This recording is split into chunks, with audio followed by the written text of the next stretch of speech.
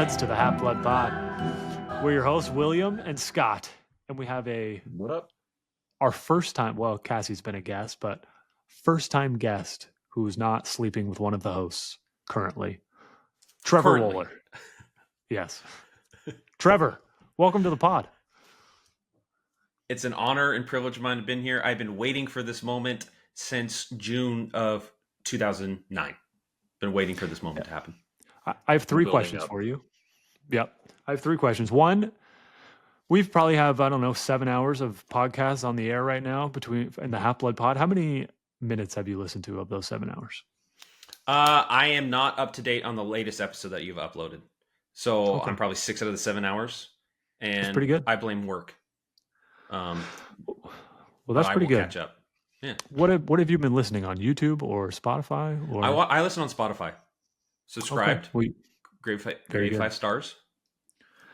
Thank you. Spotify, is a weird thing where like Cassie once a week will read me like what's happening on Spotify. I was like, oh, I have no really ability to see that without extreme effort, so I don't really see it. YouTube, I'm constantly looking, but Spotify is just like it's just kind of hidden, you know. So, for the stats for you to see like who's listening. I don't use Spotify. Exactly. But question two. Everyone should go follow the new Rosillo Show podcast too, because he's no longer on The Ringer. He has a new feed. I know. Is he doing his own thing? Because he needs his our own shout company? out. He needs our shout out. With Barstool, apparently. Yeah, it's called the Ryan Rosillo Show instead of podcast, I think. One or the other.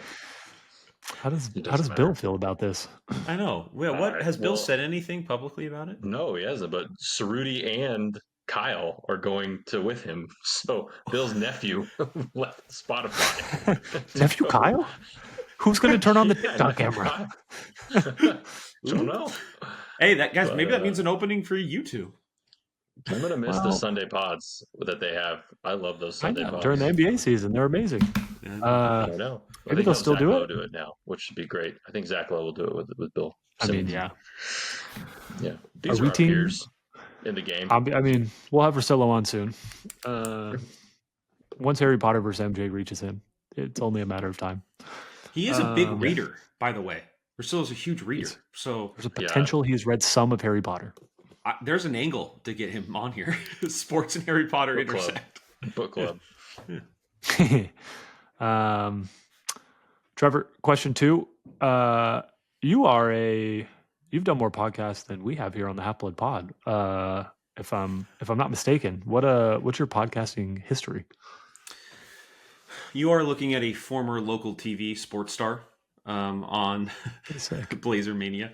I've done some podcasts specifically about the Blazers because of my love for sports and how it controls my life. I also did podcasts when I went to school at BYU as part of my sports journalism track. Did podcasts.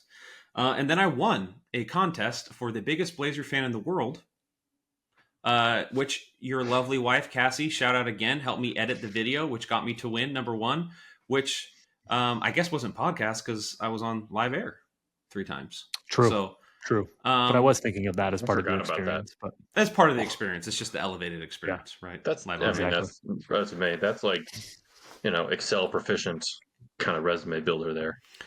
I did bribe all of my coworkers one day and bought $100 worth of Domino's pizza, brought it into the break room, and said, anyone who wants pizza, go on Chrome incognito mode and vote for me incessantly for 30 minutes, and you get free pizza. That's a great deal. You're a genius. I told the people afterwards. Yes, they were like, "Hey, man, if that's what you kudos to you for figuring that out. Yeah, you got the most votes by thousands, is what they said." That is amazing. I loved your was it Kings Week podcast? Which you didn't even list on your resume, did you? Like that was like no. That was amazing. I love that Kings Week podcast. We did that for a while. Specifically, it was a podcast for me and my friend with like an affiliated podcast with SB Nation. Like when they had all those things. And I thought that would be first on your resume bullet point. You didn't even list it. That's how experienced you are. That's crazy. I'm just a veteran out here grinding the podcast world. Well, I guess the next question is when Rosillo has you on, how high do you list Half Blood Pod on your resume? So we'll have to see. Oh, depends how often I get invited back. So All right. Third and We'll see. final question, and we'll move on from Trevor, which is sad, but also not. He'll be here for the whole pod. Is how you said since 2009 you've been waiting for this. Tell us a little bit of your journey of trying to get William's brain into the rest of the world's face.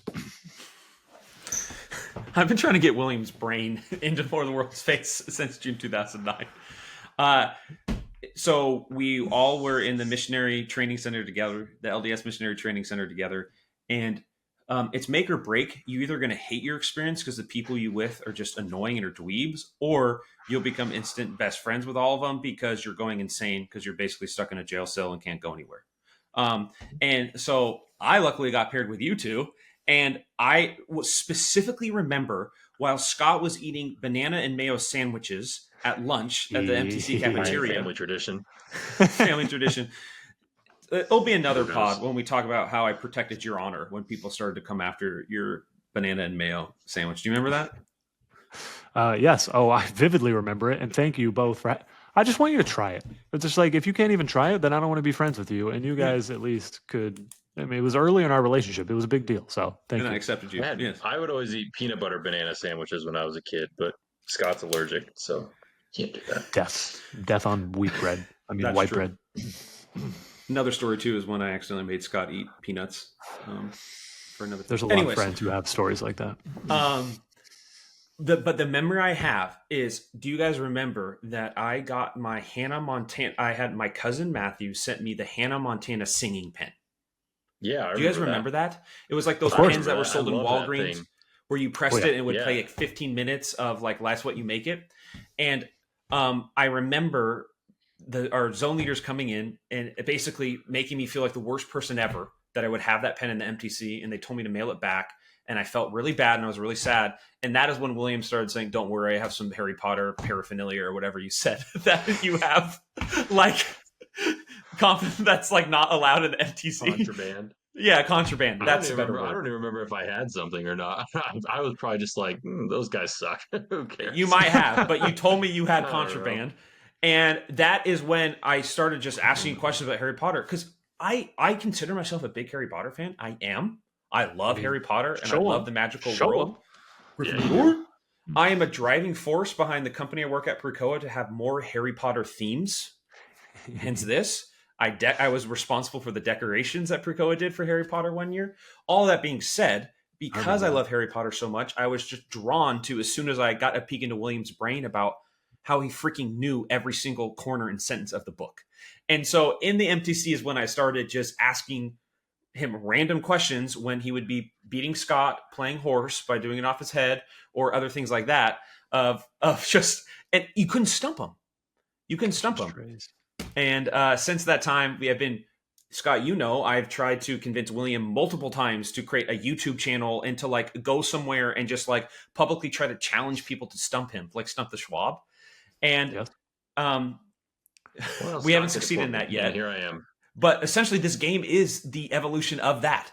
Scott took that dream that we both had, and you are the one who executed upon it. Here it is. This is Stump the Schwab. Buy the book. Buy the game, baby. Yeah, I mean, we love it. You tried to get him to join the HBO show. He wouldn't do it. You tried to get him to write an ebook. He wouldn't do it. You tried to get Precoa to fly him out for a Stump the Schwab. They wouldn't do it. They wouldn't do it. I would have done that. Yeah. You are definitely the fourth biggest person to make this podcast happen. I would call Trevor an ideas guy. Trevor is an ideas guy. Yes. Yes. That's the nicest thing anyone's ever said to me. Thank you, Trevor, for your contribution to the Half-Blood Pod and to the much-needed book-only ultimate unofficial Harry Potter trivia game. So unofficial. Yeah. Unofficial. A lot of important evolution of the game was us driving around Oregon 2 years ago. That was, dude, that's a core memory for me. We went fishing, crabbing in the morning, pouring rain, driving to Eugene, and for 3 hours, all we did was read questions and try to stump William. I feel like that's kind of really actually did a lot better than they thought too. Like Matt did good. Everyone did good. And like I enjoyed it because based on the way that you can answer, each card has multiple answers that you can give. Then I feel like I could even participate because I'd be like, Well, remember, I got really mad at William in the True. car because William, you were being so annoying. shut your mouth. Sometimes is just what we got to say to him, you know? Just like let the Okay. humans work while the gods relax. But in my defense, being a pompous know-it-all is really fun. Yeah. Like it's kind of a core personality trait. You can't become this good at anything without kind of being that way, you know? Yes. Yeah, but don't you like love that rush of be like, I know something? Oh, I do, and you definitely loved in that car ride. Yeah. Me and Matt were trying to sort it out, and then you'd be like, "Well, no, that." Then you would do how your brain works and connect 17 dots to get to this answer, and I'd be like, "William." Well, and then he would give the worst clues ever. Like, William, shut up. Like, that is such a horrible clue.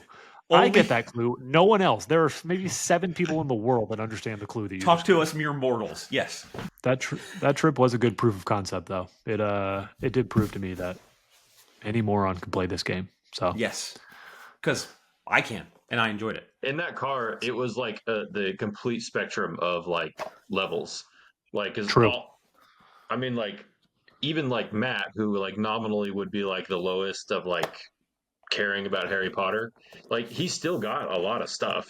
Like he participated in the game and answered things, and like and then me, Trevor, Scott, Blake, all of us, Connor, like all of us were at you know middle or whatever levels. Like, and it was a ton of fun. Good proof of concept. Agreed. Well, that was a 12-minute intro on our favorite warlock, Trevor Wohler. And now we're going to talk about something else that makes us very excitado. And that Animal. is, yes, that's what I meant, is the latest news on the HBO show, which will be like 2 weeks old by the time we post this. But I think this is the most exciting thing that's happened. A year and a half removed showing up, so we're right on time. Relatively, People are still going to interact with this. Exactly. I think this is the most exciting thing that has happened since they announced the show, where we got footage of Dumbledore, and he looks incredible. Like, it was nothing but positivity of like, if this was the Dumbledore that fought Voldemort, it would have been over in book 5. Like, it was just like so much aura, so much majesticness. But then we were all confused. Why is he on a beach? Which is, what we're seeing here. And then we see 2 incredibly ancient people, which we immediately recognize as the Flamels. And they're giving us real backstory here. They're taking us away from the pages of the book, and they're taking me to places. William and I, we've spent, I don't know, 3 hours recording podcasts about what we hope and dream and other things about the HBO show. And not once. and I feel like we need to do another one anyway because it was so fun. Well, yeah. Not once did I think, oh, I want some more background on the stone. Like, why did Nicholas Flamel give the stone to Dumbledore? Yeah. Why did something change? And they're going to give that to us, and I am so excited. It's so cool. This is like the coolest thing about the show is that they can take something that like is not on page but like happened, meaning like Dumbledore and Flamel had to have talked, exchanged the stone, whatever. Well, show us that and add some color. This is where if you make something up, you're not like breaking the story. You're just adding some colorful illustration to it.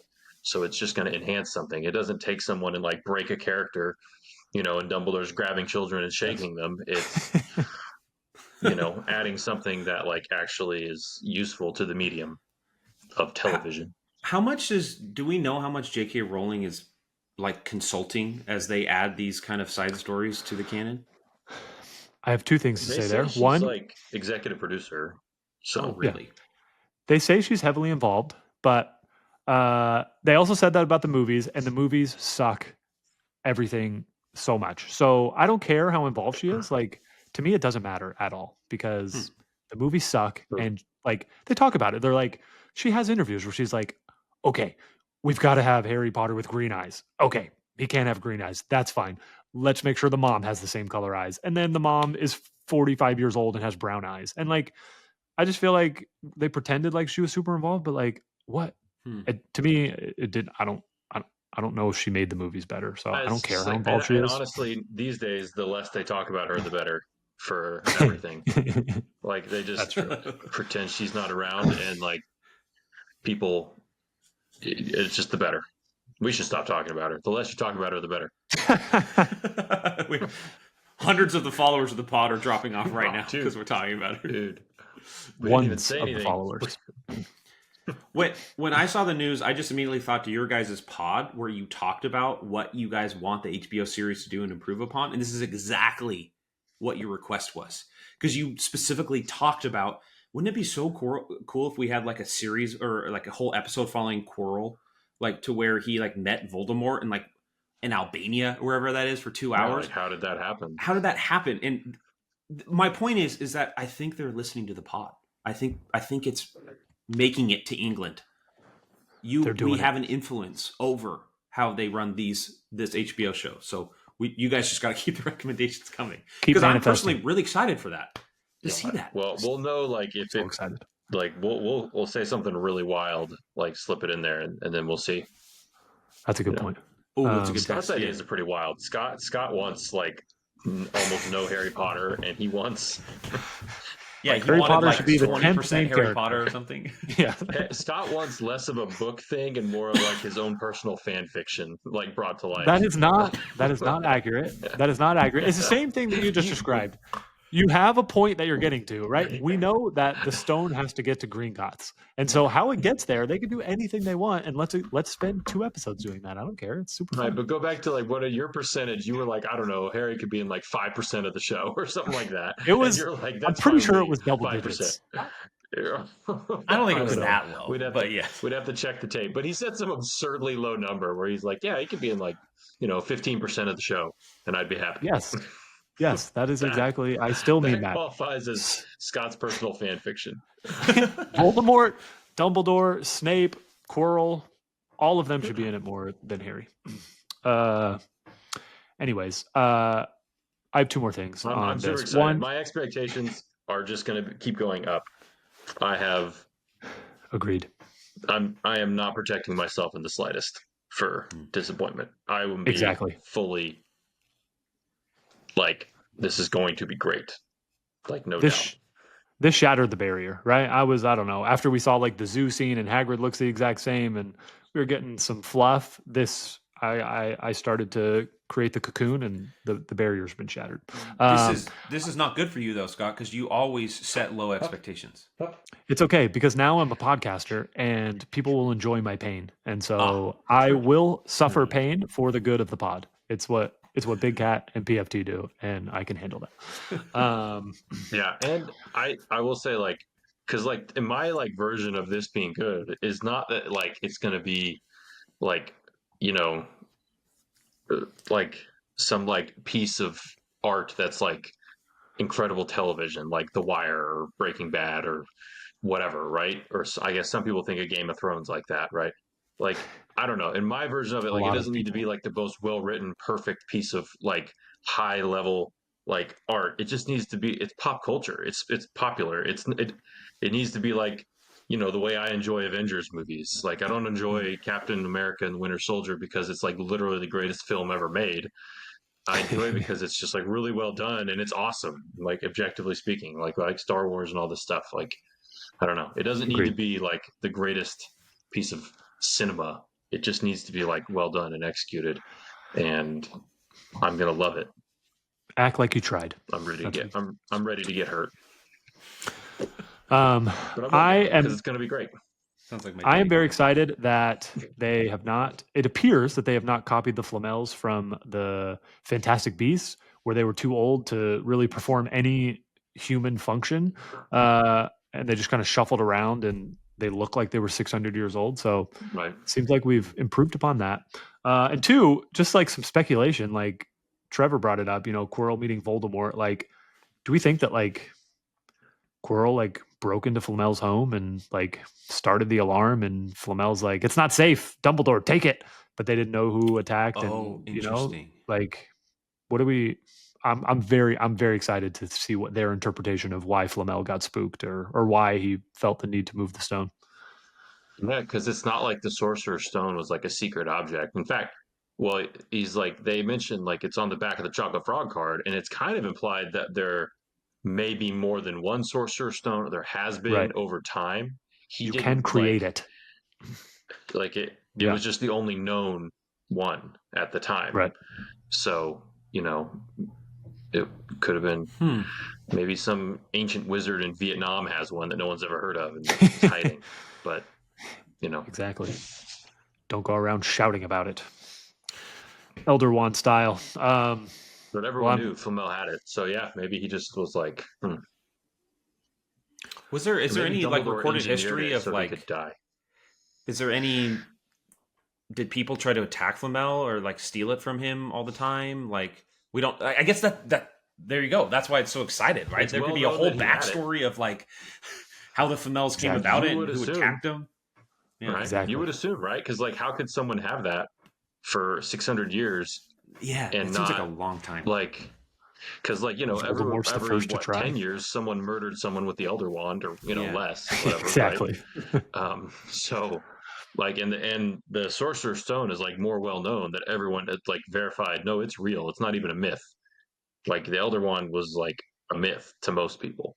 They didn't actually know or believe it existed. True. Whereas everyone knows. Everyone who has a chocolate frog card knows. So children and up.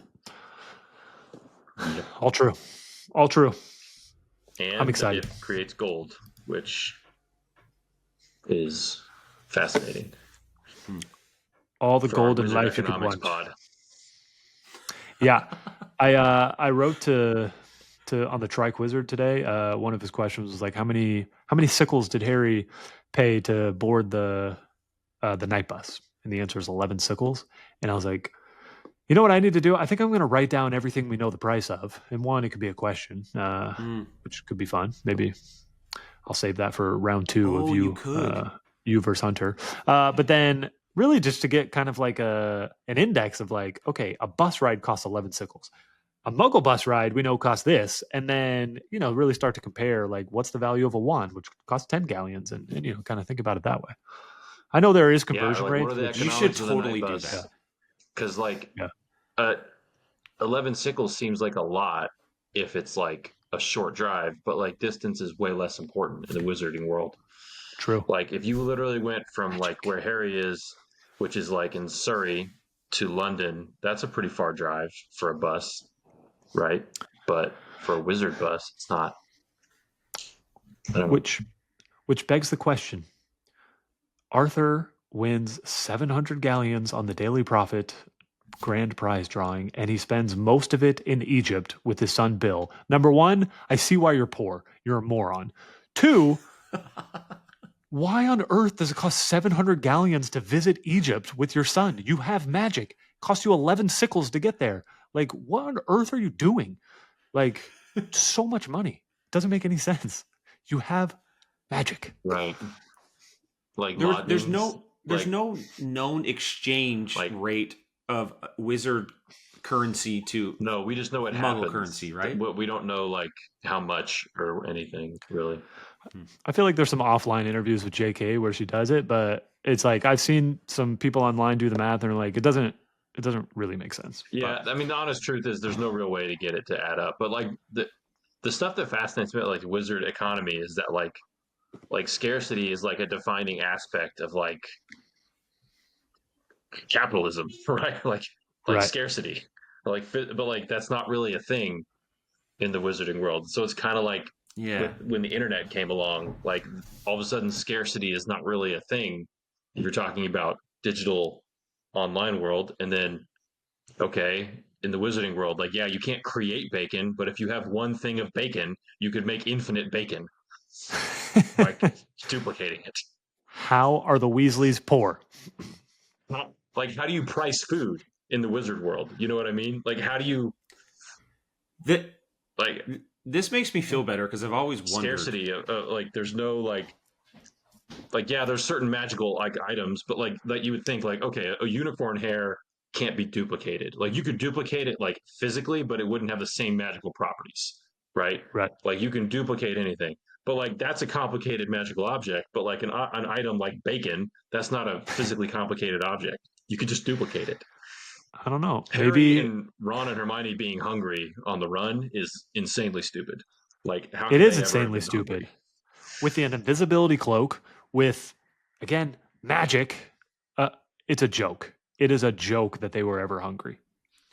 Or that I mean, Ron can only wear nasty sweaters that his mom knit. they like try to push us to like, you know, they're so scared. Like when you reread it, it's like they're so scared. They do not know how the Death Eaters follow them. So they are horrified to be around other Yeah, people. They that is truly true. are.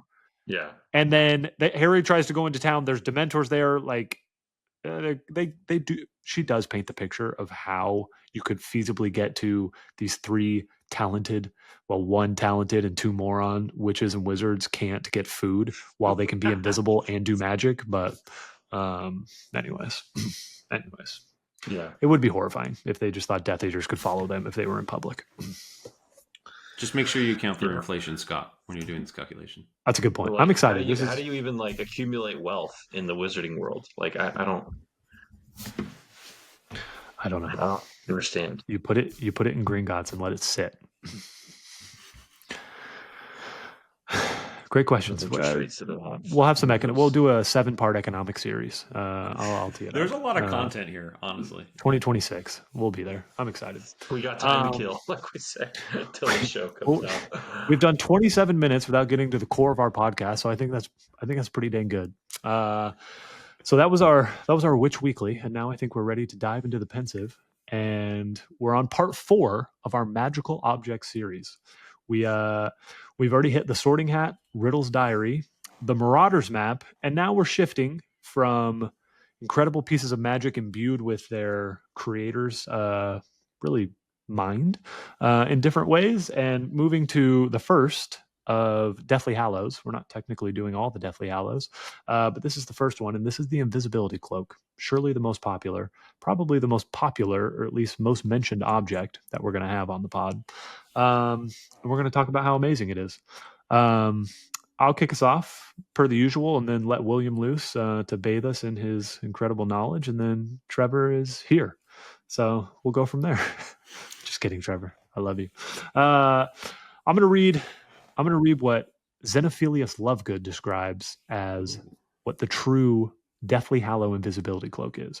He says it's a true cloak of invisibility, not a traveling cloak imbued with a disillusionment charm, or carrying a bedazzling hex, or else woven with demiguise hair, which will hide one initially but fade with the years until it turns opaque. We are talking about a cloak that really and truly renders the wearer completely invisible and endures eternally, giving constant and impenetrable concealment no matter what spells are cast at it. I love reading that part in the book. And then when the three of them look at each other and say and think in their heads, well, we literally have that cloak right here, and we start to really believe in the Hallows. It's where the 7th book just takes off and never really comes down. It's pretty unbelievable. This was created by Indiana Ignotus. Jones. Yes. This was created / invented by Ignotus Peverell. William, help me. Peverell. Thank you. And he is one of the Peverell brothers who created the 3 Deathly Hallows. Other possessors of the cloak. It passed from Ignotus to his posterity down to James Potter, and then Albus Dumbledore stole it as a filthy little thief, and then luckily redeemed himself and gave it to its true owner, Harry Potter. So I'll stop there, and we can do some fun facts later and get into some of the other cloak things that we have. But William, go. Yeah, so I always thought the invisibility cloak was really cool that it's kind of like one of the major jumping off points of the first book, right? Because like Harry's at Hogwarts, he's been there a while, he's comfortable, he's having the first Christmas of his life that like he's actually going to get presents, and then he gets like a present, not just a present, like a really cool thing, right? And invisibility cloaks are like, it's not unique to Harry Potter, right? Like she didn't invent invisibility cloaks. Like obviously, like the concept of invisibility has been around. There's probably like legends. I think there's even like Arthurian stuff. Like there's lots of like legends of invisibility and whatever powers of invisibility. But it just becomes like this part of the story in such a really significant way. Like they use it all the time. Like which is how you can tell that she really did like just give this not because it was like just a cool item, right? Like a wand or whatever. Like it was important and it was used constantly, intricate to their story, their activities, what they were doing, and she wove it deeply into the characters and how they operated. And it was something that like united them too. Like they would literally all get underneath it, right? Like it was something Right. that was like shared and like gave more power to it because it would protect others as well as. So like I think that theme was like always constant, really cool. And then the other thing about Invisibility Cloak I always found interesting is like clearly it has some level of like invulnerability, right? Like we're thinking it's I don't know 800 like what are the Peverils are like 800 years of whatever or something like after Hogwarts, but not that long after Hogwarts maybe, Right. right? So if Right. Hogwarts is 1,000 years ago, they're a couple centuries after that, whatever it was, right? I should probably look it up, but it has like no wear and tear. It's Right. perfect. It's never ripped if you step on it. So it has like invulnerability as well. Like, yeah, I don't think it would stop. Correct me if I'm wrong, Scott, but like it wouldn't. We don't think it would stop like a curse, right? Like it wouldn't like if you get hit by like a killing curse or a stupefy, like it wouldn't No. We have one example, block right? that. Malfoy gets Harry, right? So we have one example. Yeah, the Yeah, bus, right? that's Or right. the train. The Yeah. train. Yeah. Right. Yeah, he Because does. I was trying to Yeah, think, I was right. like, how do we not have an example of this? But we do have one. Yeah. So Yeah, then no, we it do. wouldn't block, Yeah, but and it then can't he get stomps acioed. his face. Ooh.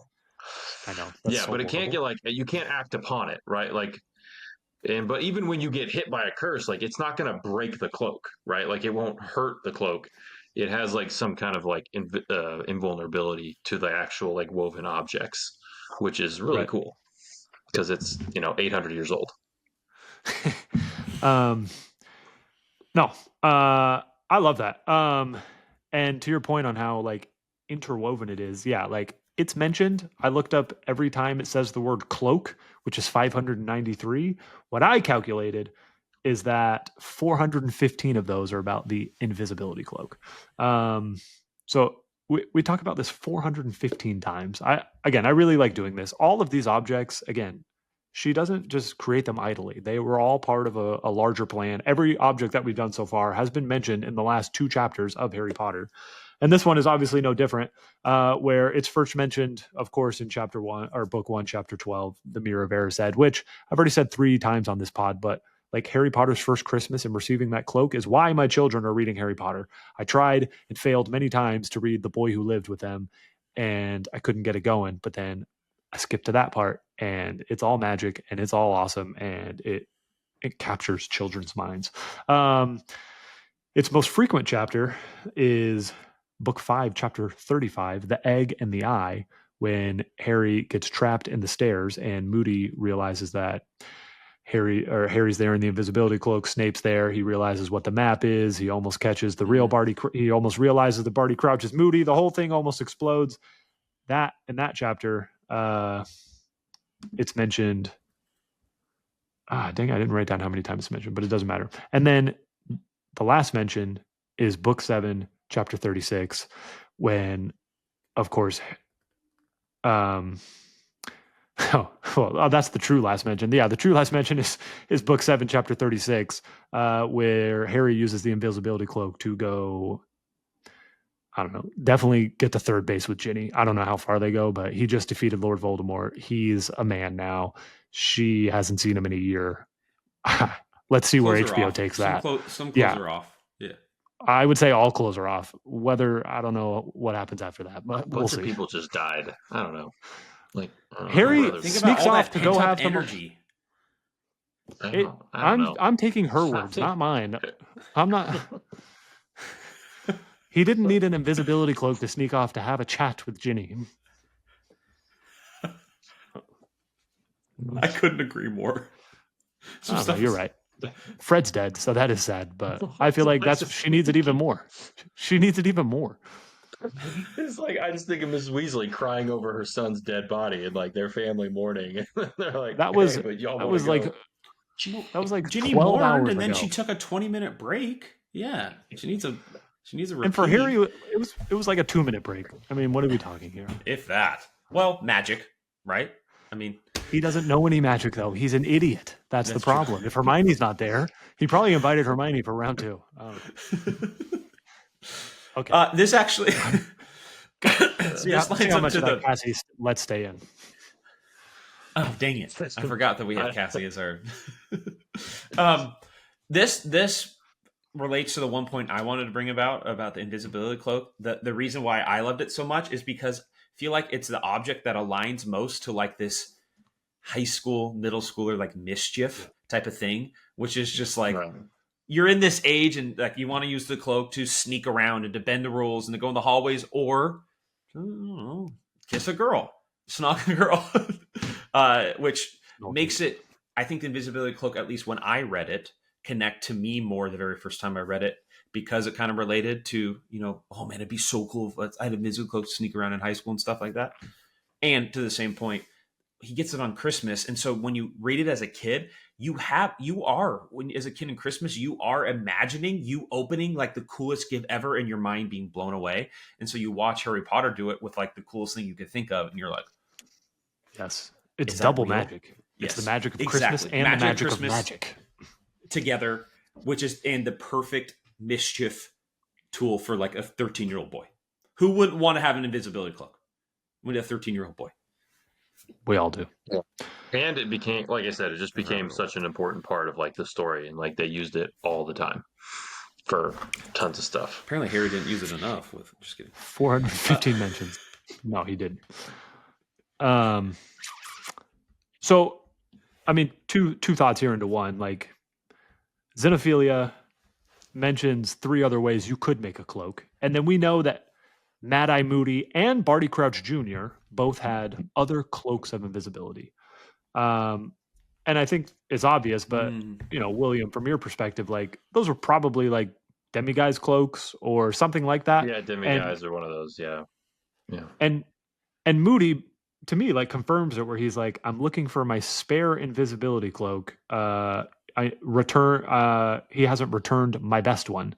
And if it's a real invisibility cloak, then there is no best one. They are the same. They are perfect. And so to me, that's just definitive proof that like they're not again, you could, in theory, like same with the Sorcerer's Stone, you could create another Sorcerer's Stone. You, in theory, could create this invisibility cloak again. But to our knowledge, there's one in existence. Well, nobody would know how, right? Because like the technology's not there. They don't know how that one was made, why it's special, if it's literally the cloak of death, or if it's something Ignotus knew how to do magical. Because I like how like in the books, like Hermione's like doesn't like scoffs at like the idea of like death. Like, well, I mean, you're a witch. Like, why could there not be like a supernatural god of death? Like, why not? Like you're fighting, you're a witch. You're fighting Lord Voldemort. You grew up in a normal world and found out you're a literal witch who can do magic, but you're like, death, the Grim Reaper, that cannot be real. Absurd.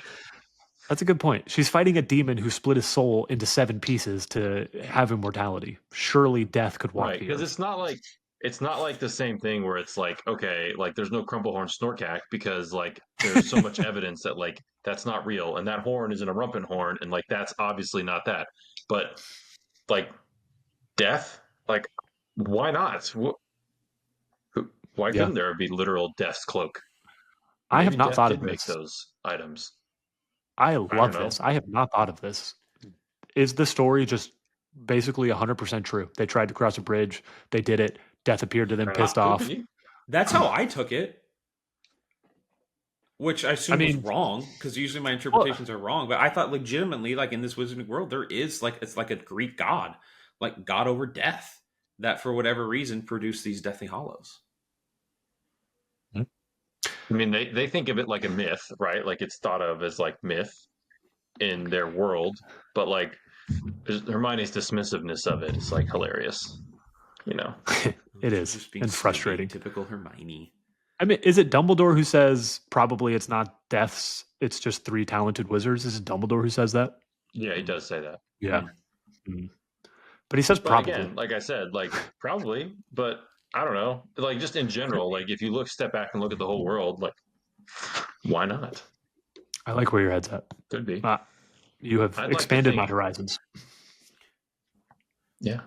I mean, essentially, it would be like Aubrey Plaza's character in Yes.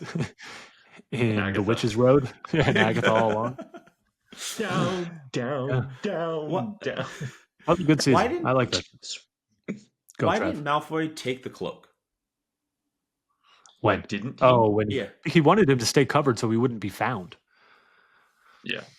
That was a I bad also think like calculation. if he did steal it, like Harry could have just ratted him out, be like, he stole my cloak, I mean, Dumbledore knows and they about would it. have Dumbledore knows, or someone they would have gotten it back.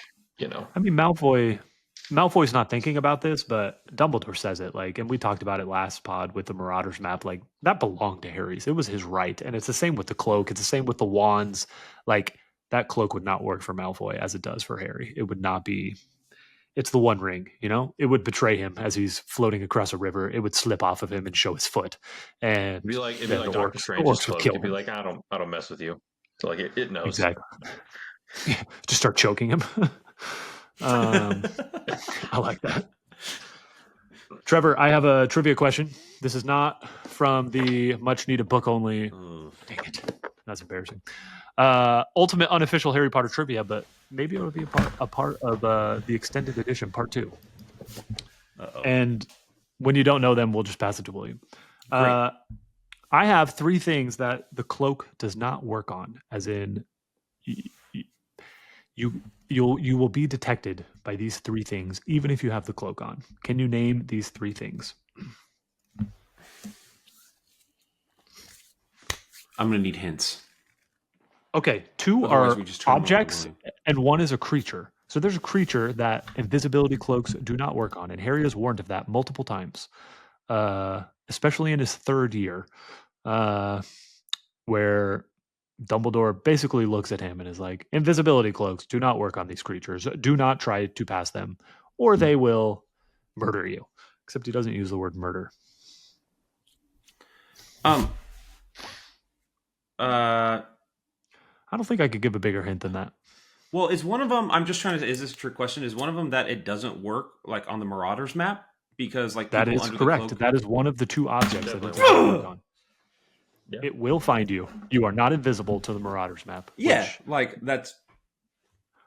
Do you think Well, that yeah, you're not invisible. You're you're invisible Yeah, to the naked which is eye, so not to Well, the yeah. electronic eye? and more broadly speaking, it's really like the hominum revelio because like it does know, like Right. I'm pretty sure the spell will reveal that like you're there. It just doesn't affect your invisibility. Right. That you're Mhm. right. Which is more or less what the Marauders map is doing, I Yeah, guess. well, It's the Marauders basically- map is using essentially that. So it's that's correct.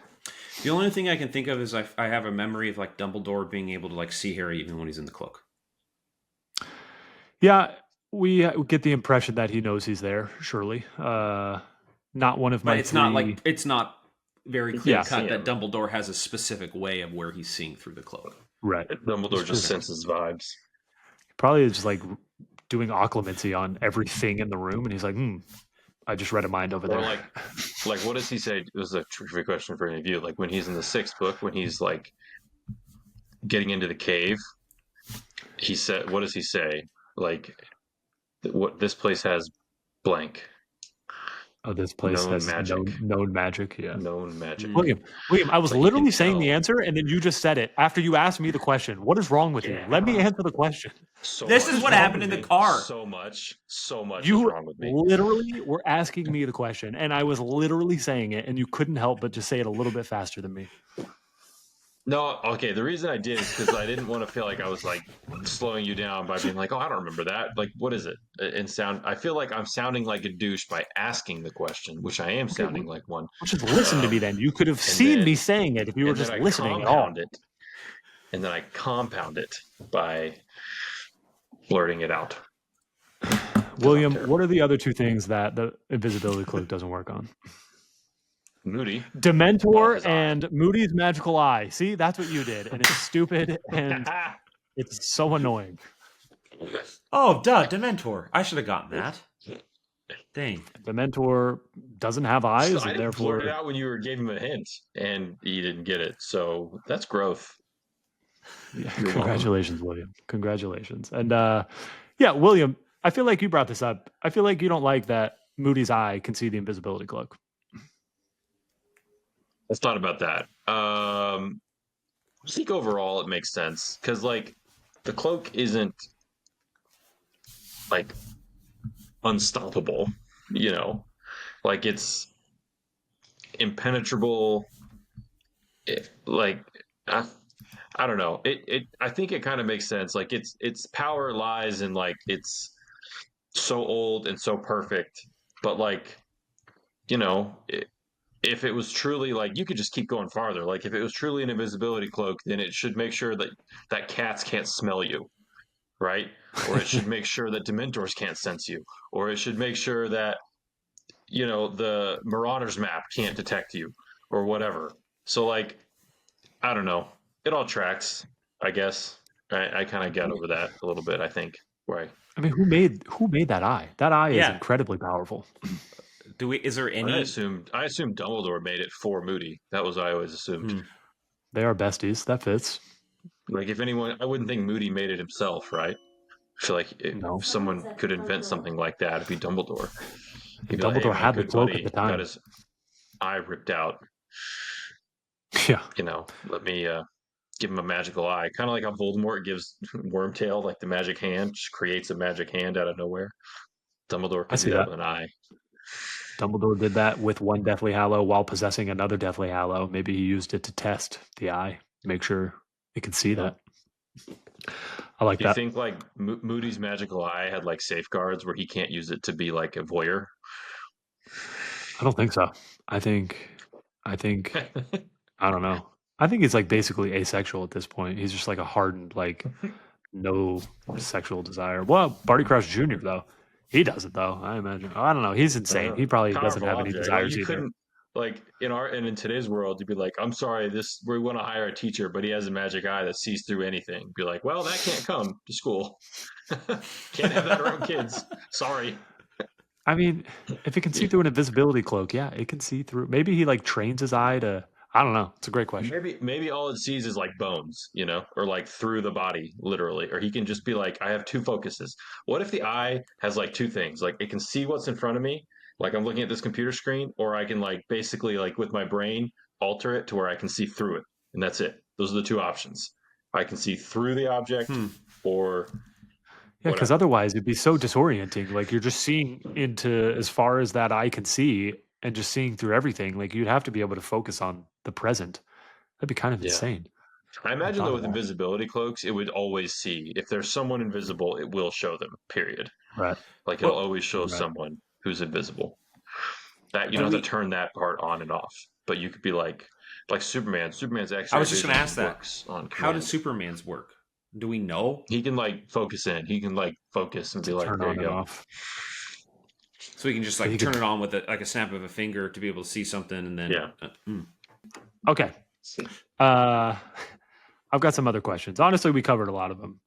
It was about the other cloaks. How did they actually make this cloak? William, you really already addressed it. Have both of you seen Wednesday season 2? Not yet. I've seen like 3 episodes. I saw the first half of the season 2. I haven't finished it.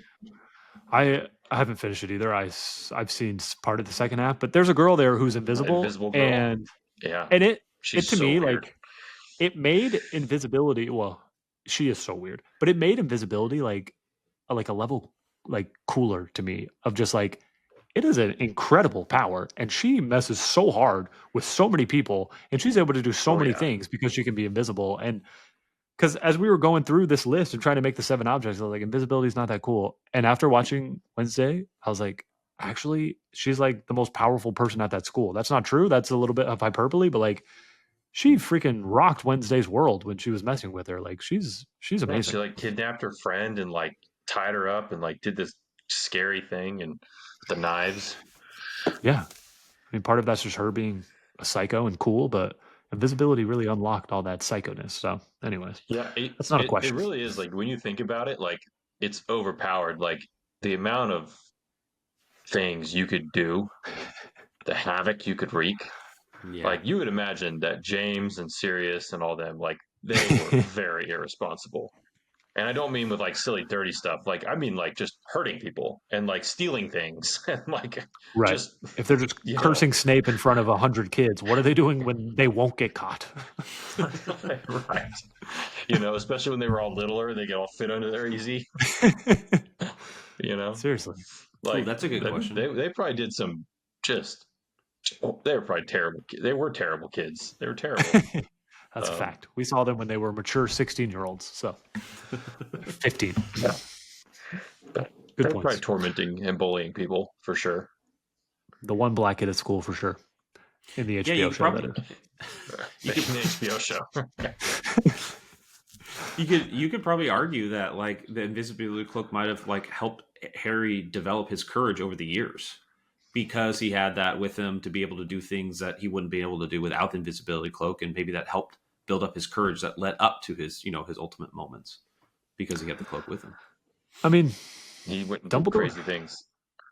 Dumbledore gave it to him for a reason. Like, this is a part of your path. One, he's the rightful owner, and two, he's like, I don't know, does he Prepare him. need this? Yeah, to fulfill his I destiny. gotta see what you'll do with it. Like, what are you gonna do with it? Yeah. Are you gonna use it to like sneak around and like pants people and like play tricks on them like That's what I would do. normal 12-year-olds would, or are you gonna do something else? And he obviously did something else.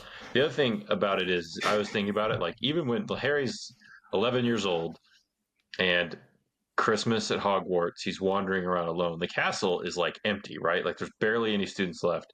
It would be actually legit terrifying to be skulking around Hogwarts at night alone.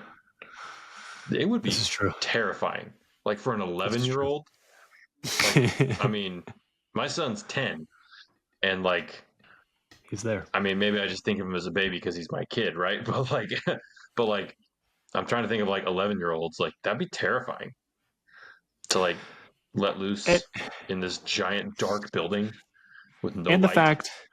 The fact that you're invisible and you're trying to sneak, and so that every sound and every person that you see is going to make you jump because you're trying so hard to not be seen. Yeah, That's a good point. Like every cat and mouse and whatever else is floating around, ghosts and all this stuff floating around a literal haunted castle.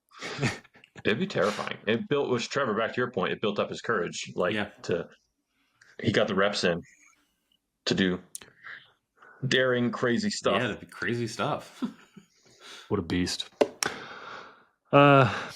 Usually I have more hypothetical questions for you, William, but I feel like we actually covered them all. Like, what are the other cloaks made of? How'd they make this cloak? Yeah. You know, And I think the so, 'cause, true like, owner. And this is also like the most like common thing. Like this is something like there's not really, I can think of a lot of stuff like the Marauders map or Right. the Pensive, but invisibility is like a really well traveled concept, Sorry. which is good. Sorry Like for the noise. It's not It is. not new. It's something that's been explored. And Right. We already talked about the One Ring being so similar to a Horcrux. Also makes you invisible, just like this Deathly Hallow. But again, to William's point, invisibility has been done 1,000 times. I feel good. I feel like we bathed in the Pensive, and I feel great. And Trevor, amazing job. I don't know if you were Googling any of your thoughts there, but I thought you did amazing. Thank you. Yeah, he's not denying it. So now we're ready to board the Hogwarts Express. I gotta say, when we posted this week one, MJ versus Harry, we didn't really know the format of how to do it, and it kind of flopped. And honestly, I was depressed. I care too much about this. I think this is the greatest thing in the world, flopped? and it just nobody watched it online. Yeah, but we didn't know how to post it. And I was like, just make one giant video of us talking. Like on TikTok, we posted 4 different videos. It was like, here's the intro, here's Harry's stats, here's MJ's stats, here is and here's our debate. And then on Instagram, it's a swipe. But we don't get any love on Instagram anyways, because it's mostly Cassie's friends and they don't care about MJ versus Harry in a sports debate. But on TikTok, this last week, I was like, just post a 4-minute video of us talking about it. And that's what she did. And we have gotten some great interaction where people are like, Harry's competition is way better than MJ. MJ was playing plumbers, and I'm just arguing back like, Harry played 0 Hall of Famers. Don't give me that crap.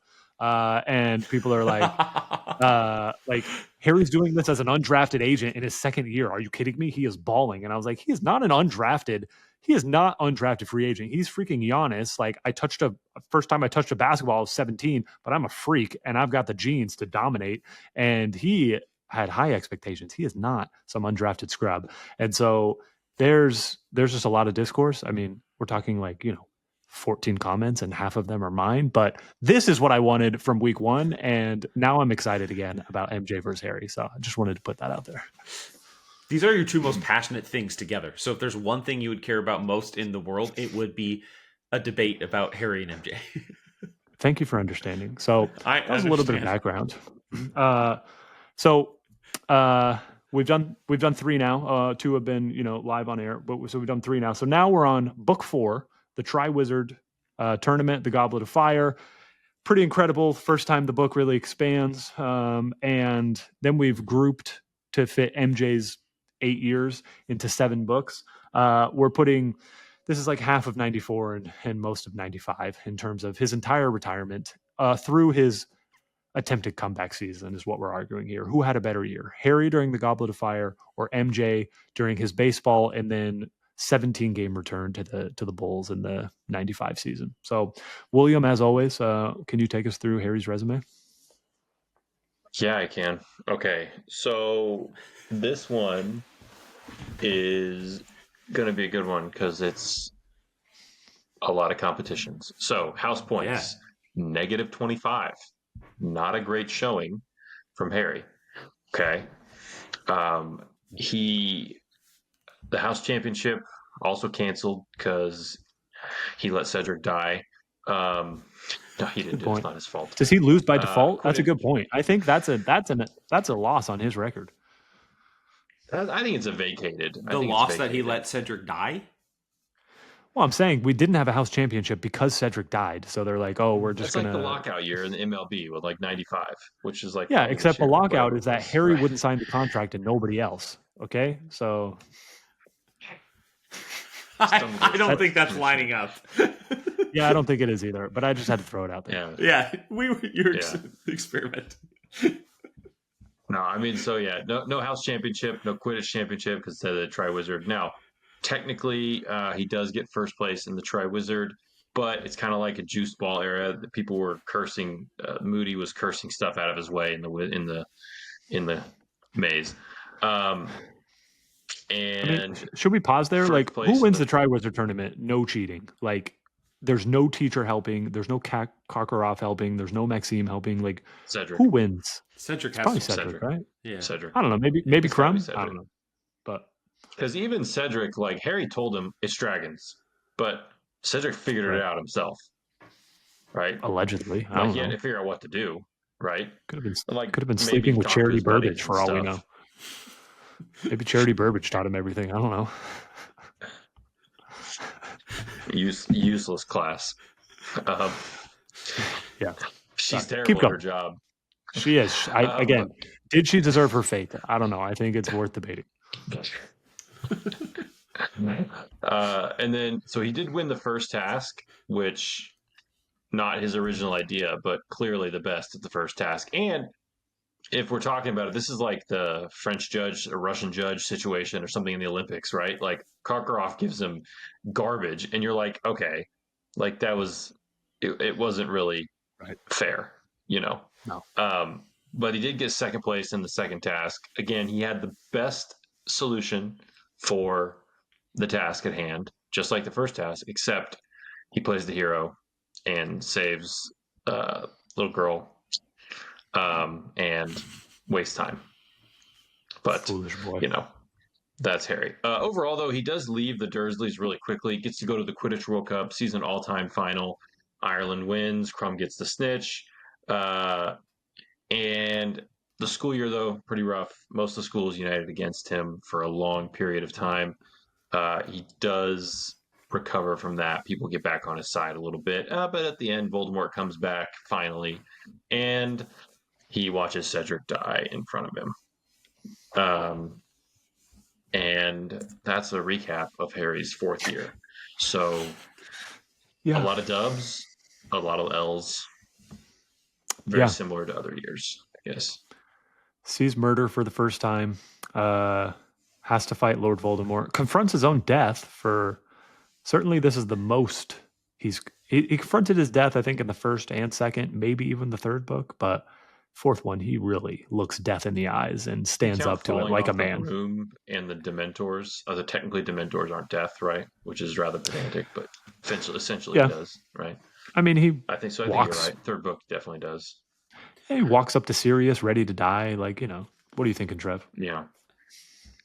Well, what we're trying to debate is who had the best year, right? Yeah, I mean, sorry, I thought you had like a take on what we were talking about right there. Yes, but this I do. My take is that it sounds like Harry had a horrible, like this is the first time, like feels like reality. It not only hits him in the face, but the rest of the wizarding world too, right? Of like Voldemort is real and it's back, and it like there's no like joking around or dancing around it anymore. You can't avoid it, and so it's like the reality finally hits him in the face. That seems like pretty miserable. Exactly. We have the chapter called "The Parting of the Ways," where basically we can't attribute too much of the fifth book to the fourth book, but the seeds have been planted that he's a lying psycho, and Fudge doesn't believe him anymore. And the last 5 chapters or 4 chapters for Harry are pretty awful. Pretty awful. He watches Voldemort get reborn with his own blood. He gets tortured. He gets tortured. Imagine his own blood. Bow to death, Harry. Exactly. It's pretty awful stuff. But he won 1,000 galleons. He... which could make him rich or very poor. We don't know. World. Yeah. Yeah. He starts to like girls. For like the, Weasley's Wizard Wheezes. Last thing I'll say on Harry is his only 25. There's only one moment where he gains or loses points, and it's just fighting outside of Snape's classroom, which to me is funny. We just get one of those. They just gave up on it. Yeah, they did. They're like, she knew at the end it was going to be canceled because a student died anyway. So that's a good point. House points irrelevant. All right. So MJ. So we left MJ in 1993. So technically the death of his father is not in this year. That happened in 1993 versus book 3. So technically not death of his father, but he is certainly grieving his father. He announces that he's going to play baseball to honor the sport that his father loved and the sport he grew up playing with his father. So he plays for the Barons in a minor league team. He bats .202. He has 3 home runs, 51 RBIs, 30 stolen bases. Doesn't really have a great career. Then there's like a baseball lockout, and he would have kept playing, I think. And they were saying he was on the up and up. He was improving a little. Whatever. He sucked at baseball. In terms of being a professional, nothing harder than hitting a baseball. It's the hardest thing to do in sports is hit a baseball. Agreed. And then he returns to play with the Bulls, and he plays the final 17 games of the 1995 season. The Bulls, and people love, again, we're not having a LeBron MJ debate because there is no LeBron MJ debate. It's a joke. But what people love to say is like the Bulls were so good after MJ left. Like MJ left and they were just as good. Okay, let's be clear. MJ won 6 straight championships. So no, the Bulls were not just as good in the 1 year that he was not there, or the year and a half that he was not there. He literally won 6 straight championships. So stop it. They did still win 50 games, and they did lose to the Knicks in the second round of the playoffs. Congratulations, I guess. Congratulations on making the playoffs and losing to a team that Michael Jordan dominated every time he was there. Anyways, in 1995, the Bulls were 34-31, not the incredible 50-win team that they were a year ago with roughly the same team. Then MJ returns, and they go 13-4 to launch themselves into the playoffs and get a somewhat decent seed. I love this stat. MJ got 12 MVP votes for playing 17 games and bringing the 500 Bulls to first round bye playoff team or first round home court advantage playoff team. To me, I love that. Dropped 55 on the Knicks. And they lose to a very talented Magic. Yes. So then they go to the playoffs. They lose to the Magic. It's MJ's fault. There's no other way to say it. He had a chance to win one of the games. He blew it. He he's not the same MJ. He's wearing number 45.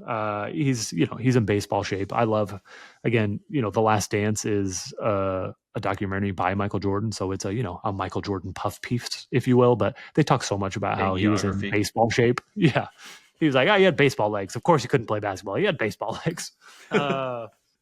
Anyways, it's a real thing. And so not a great year. Not a great year for MJ. Baseball player is not known for cardiovascular health. Also, he did have 30 stolen bases. Yeah, that's really good. And he's never on base. Think about that. He sucks. He's not getting on base. That's true. His OBP was not prime high. Also, things off the court. His number 23 is retired during this time. The statue, which is called the Spirit, is erected. And fun fact, I went to Chicago for 3 days for like a work thing, and the only tourist thing I did was go to see that statue, and it was worth all the effort that I put in to get there. It was beautiful and amazing. And so, not a great year for MJ. Again, he went from winning 3 championships, lost his father, and to mourn his father's death, he plays baseball and then tries to come back from basketball unsuccessfully. So the lows that MJ has, certainly not the lows that Harry has. But he also has very little highs. Again, number retired, gets his statue, starts playing basketball and doing the things he loves again. But it's kind of like I don't know. The highs and lows are just not the same as Harry's. Harry, his highs and lows are massive. I don't know how to compare this, honestly. Are you? No, that's not true. I have a thought though. I think when I'm looking at this, I think it goes to Harry because at the end of the day, his victory over the dragon, the Hungarian horntail, the lake, and the maze, even though the maze was like, he got like, he got past the Sphinx and a Dementor, so he did. Yeah, and he kind of got like the draw that like Penn State got last year. Meanwhile, Cedric got like Oregon's draw in the. How do you feel about that, Trev? I'm sorry. That's a great analogy, though. That's such a good analogy. Fantastic analogy. Penn State got to play SMU and freaking Boise State. Like, they didn't accomplish anything. Okay. So I mean, but like, it's still like they still did it. Harry still made it to the finals. He didn't throw an interception to Notre Dame at the end of the game or anything, but I don't know. He still like did a lot for a 14-year-old kid, and he accomplished a lot. He had some really high highs, and he like won over the school. Like, the school hated him. He won them over. And a bunch of terrible things happened at the end, and all that. But at the end, he still had some pretty high highs. Like, he is the Triwizard champion technically. And he was so much younger than everyone else. Like, he acquitted himself very well in a really tough situation. Whereas MJ was pretty much, I look at this like he was just grieving his dad's death, which probably wrecked him emotionally. And agreed. He did baseball. He's not a great baseball player. Baseball is the hardest sport to play. And there's no shame in not being a major leaguer, like everyone says, it's way harder to play baseball than pretty much anything. So I don't know. I vote Harry. That's my kind of initial thought. What do y'all think? First off, I think we have to give MJ more credit for even having the ability to go play baseball when his dad died and hit in 51 ribbies and 30 stolen bases. I think he's better than people give him credit for. The problem is that he set the bar too high for himself because he's the greatest basketball player ever. In reality, he could have played in the major leagues like that, minor leagues with those stats. He could have played there for a decade and stayed in the minor leagues and maybe improved and got him to the league. Do you give him extra points because his dad just didn't like die of like a heart attack? His dad was murdered. Like the worst possible way. Harry Potter knows something about that. Again, just to you winning. That's dark. Yeah. I'll never look at a Fair. rest stop the same. All true. That's a good point, Trev. And again, the Michael Jordan puff piece that is known as The Last Dance. All the talking heads are like, he was going to make the pros next year if it wasn't for the lockout. Like, he was improving, he was getting it, he was going to get Those there. are good minor league stats. A lot of times it takes baseball players 4 to 5 years in the minor leagues to get used to everything they're going. And it's like, he had the swing potential, he had the bat potential, he was stealing bases. Like, I think he could have done it. And he's in his 30s. He's in his 30s playing That's against what I'm saying. young 20-year-olds. I think it's freaking incredible what he did. So because of that, I think MJ wins. My votes are for MJ because of what he's proving. And also, I just think Harry's lowest low. There's no way he can have this be the best year when ultimately, like when I think about Harry Potter and like the scenes that come to my mind, that stick out in my mind, and the top 3 is in the graveyard, Voldemort taking his blood and watching the demon that controls his life actually come to life in reality, and it hits him full blown in his face. Like that is like the top 3 most iconic moments too. And he had to see him do Let it. it drown. Let it drown. Let it drown. Let it drown. I think I have naked Voldemort come back to life. That alone might be mean you lost the year. See? Yeah. That's an automatic L to see that. I will admit that I think I'm a little biased in this because this last summer I went to Edinburgh, and the favorite thing I did in Scotland was do the Harry Potter walking tour, where you got to see all the places that J.K. wrote in Edinburgh. And anyways, you go to the graveyard where you see all the names of Tom Riddle and Sirius Black and McGonagall, but you also there are the area of the cemetery which they claim is what motivated J.K. Rowling to write this scene, because she spent times walking around in the graveyard to write this scene. And so when you're there and you really live it, it just like, I really felt it, and it was freaking creepy. And I just can't think of a lower low than Voldemort being reborn using your own blood and having to watch it happen. On the flip side, MJ freaking could have been a pro in 2 sports after his dad just died. Like, I vote MJ. We got to split both, so this is exciting. I'm not the tiebreaker because really the world needs to vote on this. But ultimately, at the end of the day, we're gonna like recap all of it and like find where we land. Yeah. And Trevor, you bring up good points. I think that next week when we do Book 5 verse 96, that's actually Harry's low. Sirius' death is 100%. We can't get into it. But and one day we'll do a 7-part series on, I don't know, saddest moments from each book or saddest moments all time. And William has brought this to my attention many times, of Harry getting hugged as if by a mother, a hug which he has never felt before in his life. And that is the saddest moment in the books up to this point. I think there may be sadder points that surpass surpass that. Heartbreaking words ever written up to this point in that book. I'm trying not to cry. And so his low is so low. But if we think about MJ's 8 years, this is also his lowest low. And his low is not as low as Harry's. True. But all he does is win championships. Battle of attrition. Yeah. Harry's so if this is the year, if MJ wins this year, beats Harry this year, when would MJ not? Essentially, it's just the last year is the only year that MJ wouldn't win. Right. I mean, that's kind of where we're headed. He's going to obliterate him next year. Like, it's not even, it's a joke. Correct. I get, that's a good point. Like, if Harry can't win this, MJ's worst year, then we'll still argue it. We'll still argue it. Yeah. I may not believe it, but I'll argue it. I think I have to vote Harry.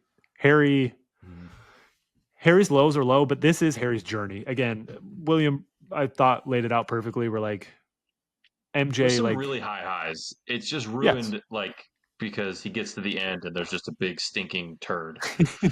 Yes, but you laid it out.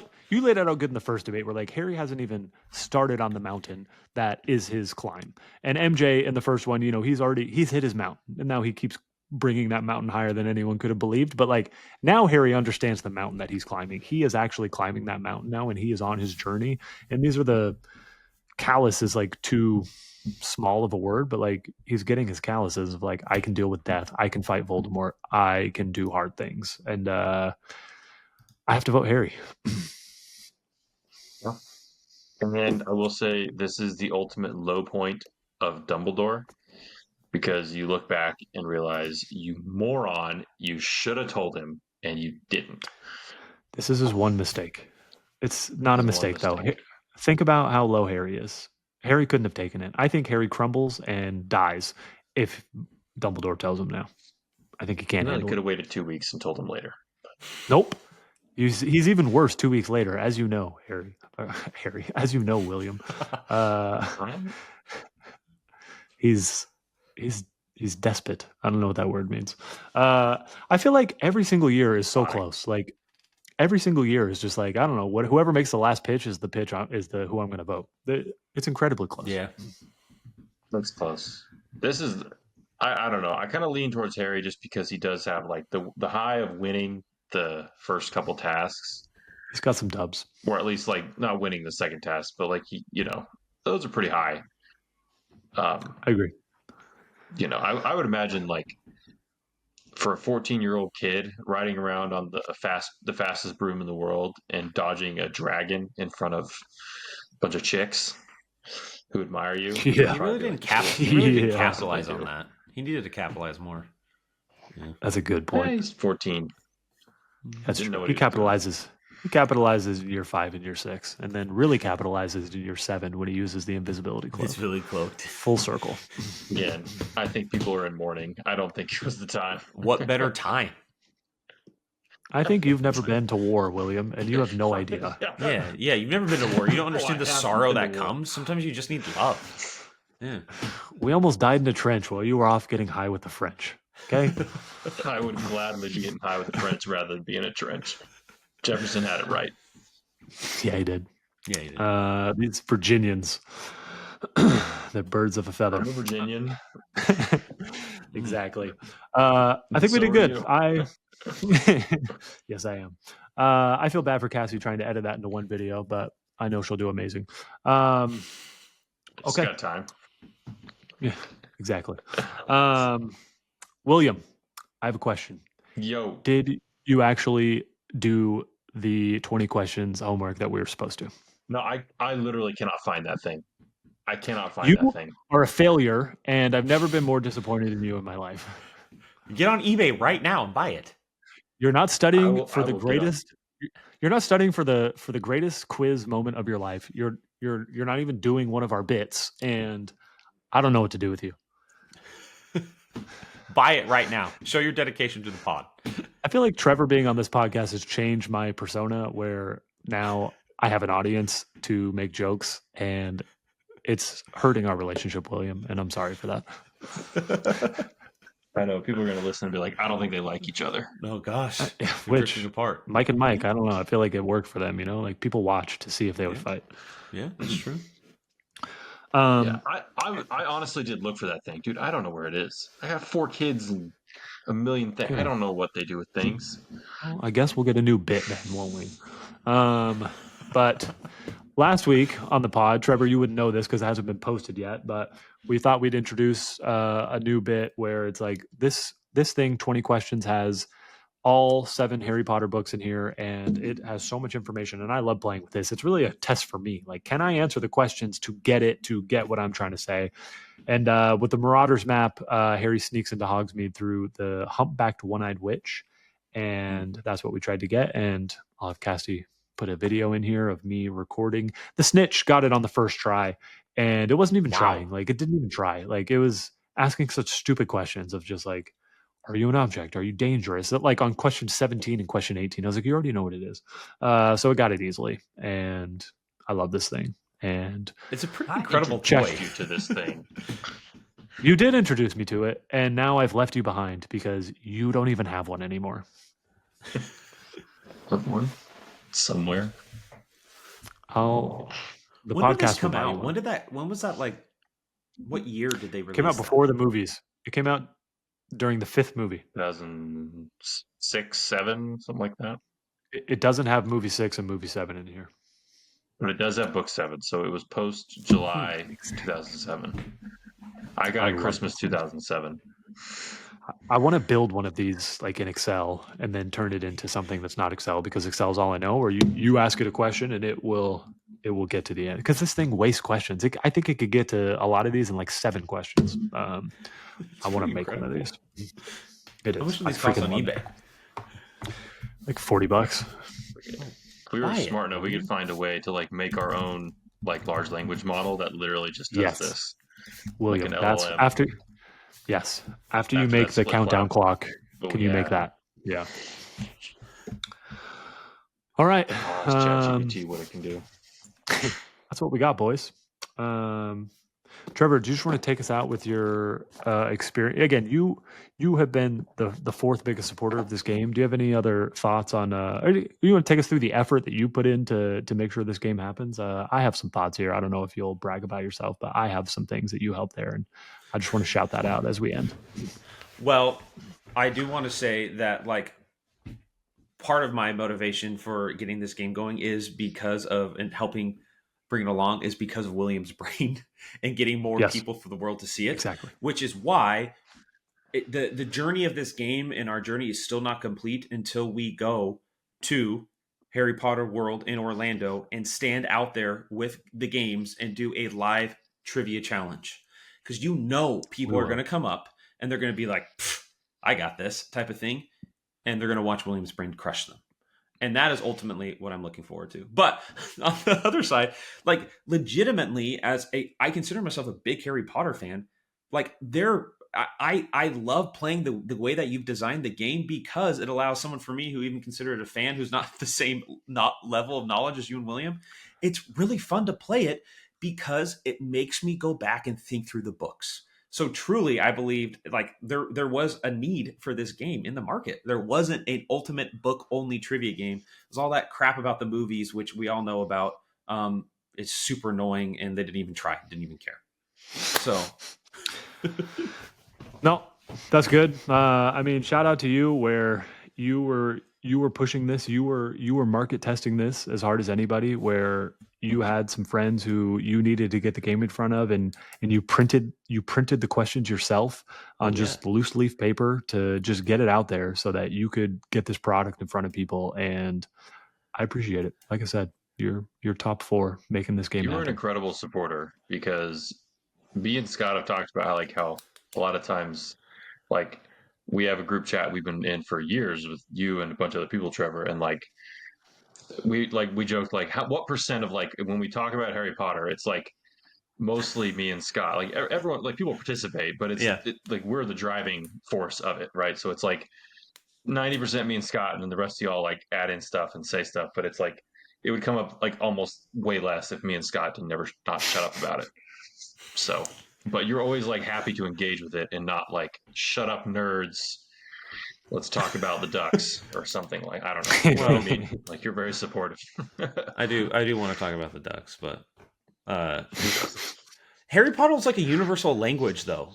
In some ways, it is. It is For and so those born in that, 1990, it is. For anyone our age, it's like even if they haven't read it, they will. You can connect some way on Harry Potter, whether they've like watched the movies during Halloween, or whether they like Butterbeer, whether they've gone to the Universal Studio parks. Halloween, by the way. Oh, thank you. Not Christmas. Yes, you watched it for Halloween. Yes. Way more appropriate Halloween.